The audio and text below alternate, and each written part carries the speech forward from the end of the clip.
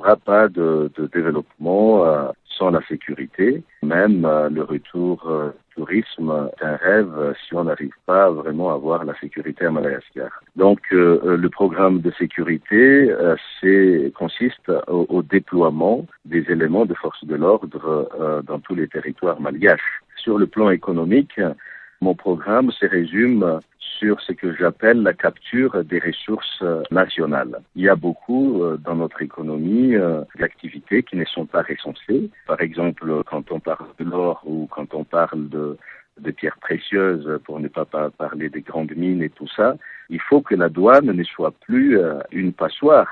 Donc, il faut restructurer la douane, les impôts, la perception des impôts. C'est vrai qu'à Madagascar, il y a les activités informelles. Il faut faire entrer toutes les activités dans la structure économique du pays. La baguette magique, c'est peut-être à travers le programme et le projet de société que je voudrais mettre en place, surtout ce que j'appellerais la République fortement décentralisée. La création d'emplois, à mon avis, c'est surtout basé sur un environnement favorable au secteur privé, à travers, n'est-ce pas, l'attraction d'un environnement qui permet aux investisseurs de venir à Madagascar un avantage comparatif plutôt qu'aller ailleurs. Avec l'État comme garant et garantissant cette sécurité à tous les niveaux. Donc, mettre en place aussi des structures qui permettent d'enrayer ou de réduire surtout ce problème de corruption qui mine le fonctionnement normal de l'État. Alors, vous avez obtenu le soutien de plusieurs membres de l'AREMA. Est-ce que c'est un réel atout ? Oui, à mon avis, c'est un réel atout, d'autant plus que l'AREMA, malgré tout, reste toujours présent dans tout le territoire de Madagascar, même dans les fins fonds de brousse. Moi, à mon avis, l'AREMA avec le NDN couvrirait presque tout le pays. Je pense que cette transition a trop perduré et qu'il nous faut vraiment revenir vers la démocratie, vers une réelle participation des femmes. Alors ma première décision, c'est d'abord de faire connaître à tous les Malgaches l'état de nos finances publiques pour que tout le monde comprenne par où on devrait recommencer et rebâtir ce pays.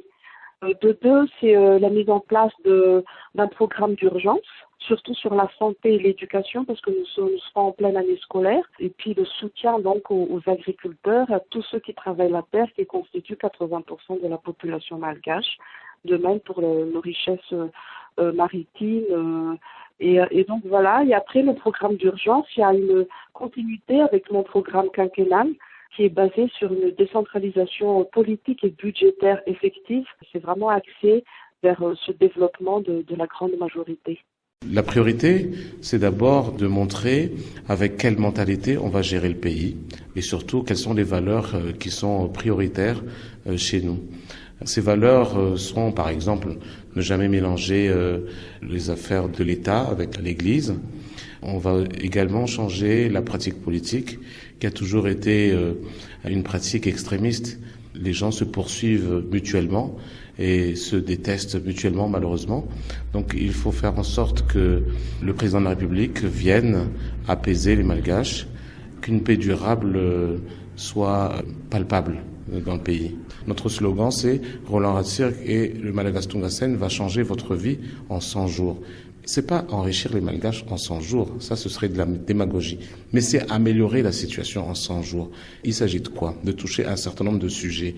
Premièrement, donner du travail à ceux qui n'en ont pas.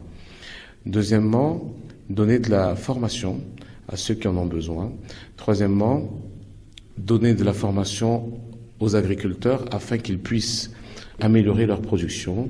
On donnerait la chance à Madagascar d'être autosuffisant sur le plan du riz au bout de quelques années. Ma priorité, c'est la lutte contre l'insécurité. En ce moment, l'insécurité règne et vraiment prend de l'ampleur à Madagascar. Et je vous dis sincèrement, surtout dans le sud, les villageois, ils souffrent. On attend tous les jours des actions des bandits, quoi.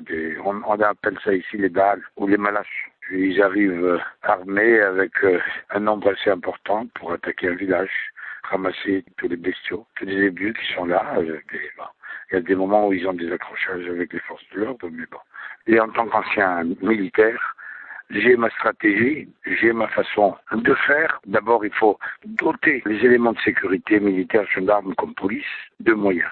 Déjà, augmenter les effectifs, que ce soit au niveau des militaires, gendarmes comme police, parce que, bon, en ce moment, l'effectif est très réduit. Et leur doter de moyens roulants, pourquoi pas des hélicoptères. Aucun développement, aucun progrès, aucun investisseur ne viendra investir chez nous tant qu'il n'y a pas la sécurité. Et tant qu'il n'y a pas la sécurité, les gens ne pourront vraiment pas évoluer.